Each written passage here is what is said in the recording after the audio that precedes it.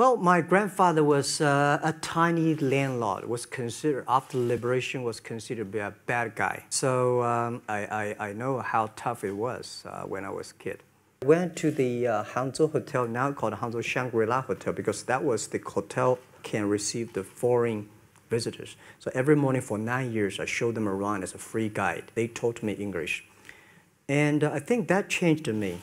Today, I'm 100% made in China. I've never got a one-day train outside China. And when people talk to me, say, Jack, how can you speak English like that? Why sometimes you talk like an Western guys? I think that was the 9 years. These Western tourists opened my mind because everything they told me are so different from the things I learned from the schools and from my parents.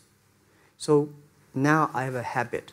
Whatever I see, whatever I read, I use my mind. Think about for 2 minutes. You tried to get into 3 colleges. I tried. There is an examination that young people, if you want to go university, you have to take the examinations. So I failed 3 times. But a lot of fail. I failed for funny things that I failed a key primary school test for 2 times, and I failed 3 times for the middle schools. You will never believe in Hangzhou, my city, there's only 1 middle school that lasts only 1 year. It was changed from primary school to middle school because our graduates of our school, no middle school accept us because we were too bad. Yeah. They would become a middle school. What effect did it have, though, being rejected? Well, I think we have to get used to it. We're not that good. Even today, we still have a lot of people reject us. When I graduated from universities, and before for 3 years, I tried to fill in the universities. So I applied jobs for 30 times, got rejected. I went for a police, they said, no, you're not good. I went to even the KFC. When KFC came to China, come to my city, 24 people went for the job. 23 people were accepted. I was the only one guy. And we went for police. 5 people, 4 of them accepted. I was the only guy that did not receive it. So to me, being turned down, rejected. Oh, by the way, I told you that I applied for Harvard for 10 times, rejected. I know I'll be rejected. I just don't want to say that. Yeah, sorry now. 10 times you wrote them and said, I'd like to come to Harvard. Yeah, and then I told myself someday I should go teach there, buddy. I think that can be arranged. I went back to China with the Seattle dream of the internet. I believe this thing is going to change the world. I believe this thing will be big. But whether whether Jack Ma and his team can be successful, I don't know. I told the team somebody will be successful, but may not be us. We have to work very hard. So it were tough days in China, year 1996, 1997, and we go nowhere because I borrowed $2,000 from my friends and families and relatives together. But we compete with China Telecom. They have money, they have the SOE, they're state-owned business, they compete with us. Finally, they cannot kill us because we want to survive. And we, of course, cannot kill China Telecom. So we had a joint venture. They have a 70%, we have 30%. And I was so stupid, I think they really love us. But they got us because they want to kill us.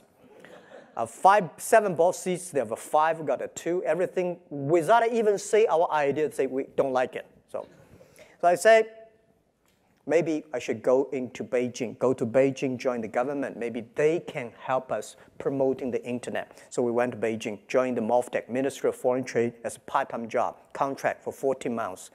I work inside, I found government can never, ever promote the internet, make internet business. Because the philosophy of internet is try to develop, how to make other people develop the business. But the government, they want to control at that time. So it's a totally different philosophy. They are smart, they're good people, but they think, how can I make it using internet to manage and control? But we think we should not control, making other people develop. So different philosophy, I think it won't work, so I left. And then during these days, I met Jerry Yang. And then I think, well, no chance in the government, no chance in that, and then I believe we should not give up. So I was in a desperate and think a lot. I said, let's go do it again. So we went back to Hangzhou. I invited the 18 my students and friends in my apartment. Year 1999, February 21st. We took the video. I was talking about the future. People look at me, these guys crazy. 把大家请过来，跟大家共同探讨以后至少5年、10年我们要做的事情。那么阿里巴巴我们将做成怎么样？所有的竞争对手不在于中国，而在于美国的硅谷。如果说第一，我们把阿里巴巴定位，就把它作为国际站点，我们不要把它定位是国内站点。第二个呢，硅谷人的一种拼劲。如果说我们是早上8点钟下班，8点钟上班，5点钟下班，这个不是搞高科。我们有这种精神，反正我上下班了 ，OK， 赶紧去其他地方。人家美国人强就强他的硬件，强就强他的，但是玩信息玩软的，中国人的脑袋绝不比别人差。我们在座的所有的人的脑袋绝不比任何人差，这就是我们敢跟美国人斗的劲。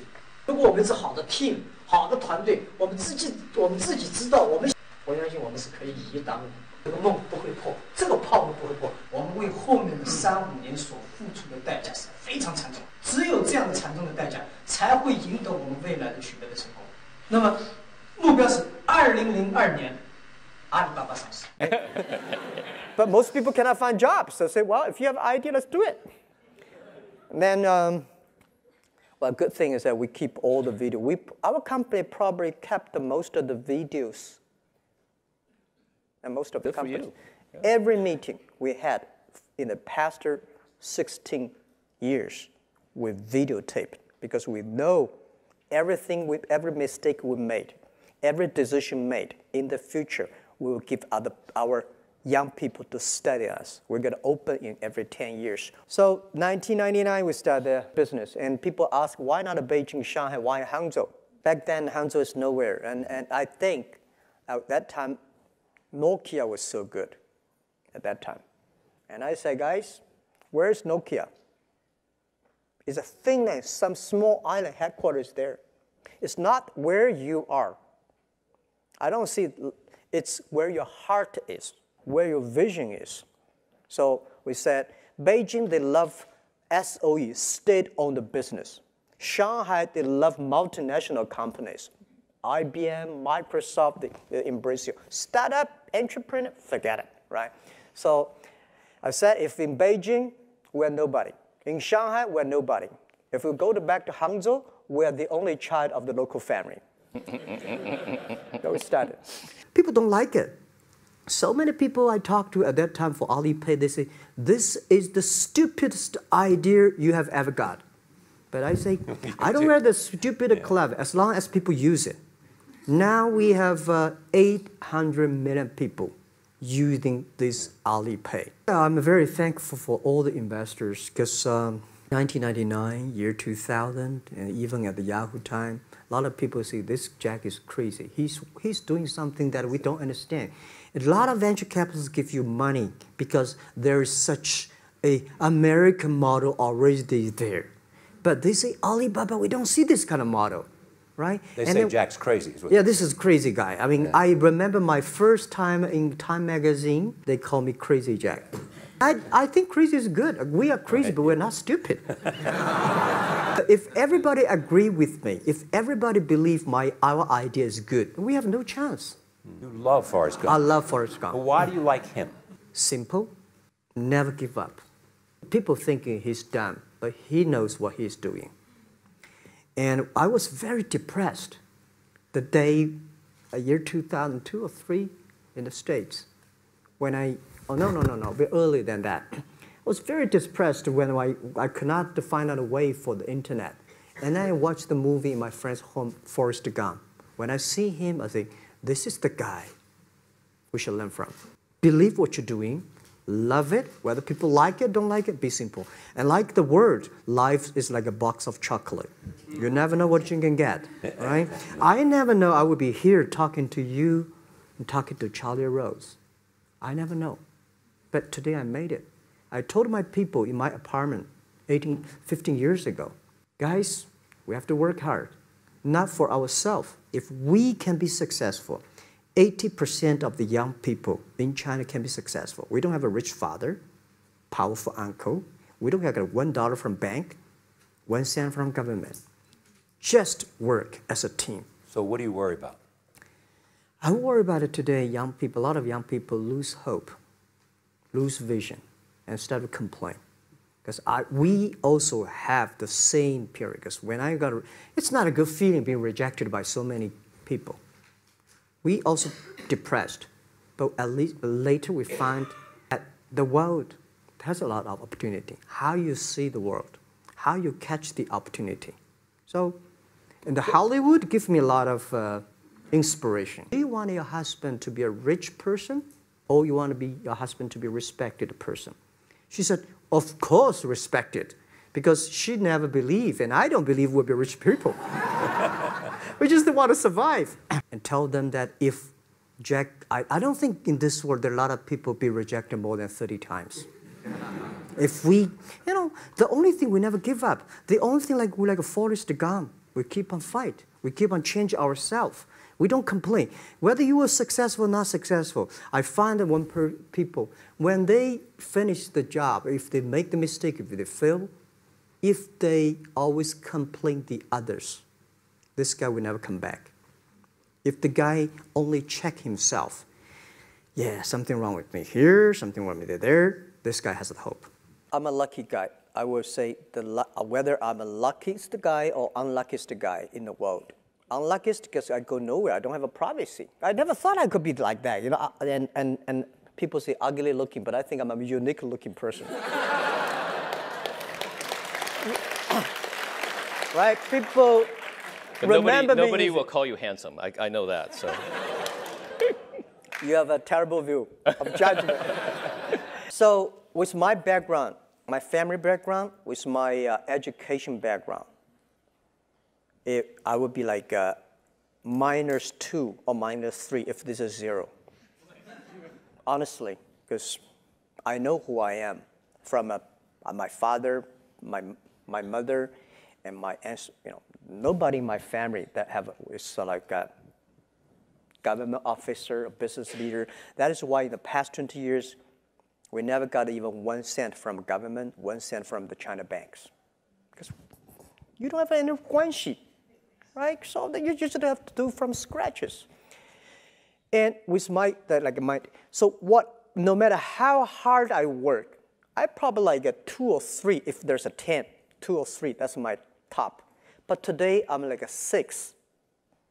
So the 4 difference, that does not belong to me. That's not me. So people think, Jack, you're so good. No, I'm not that good. But people say you're the bad. No, I'm not that bad, right? Well, our motto helps those nations have the small business. If you have a lot of small business, if you have a poor infrastructure of commerce. The reason why China e-commerce grow faster than American, because the American infrastructure of commerce was so good. You have a Walmart, Kmart, whatever mart everywhere. Because they don't need it. They do. But for us, we don't have that. So when internet comes, we become the main infrastructure. So I said, in America, e-commerce is a dessert. We in China, we are main course. This is why those nations, if your e-commerce of your commerce infrastructure is bad, internet e-commerce will be good. And for internet financing, same thing. America, you don't have internet financing, guys. You don't. We China have. Why? Because our financial system in China is too bad. When it is too bad, it's the opportunity. Now China rural areas, we go to the rural helping the villages. Villages, 10 years ago, no chance because people don't use PC.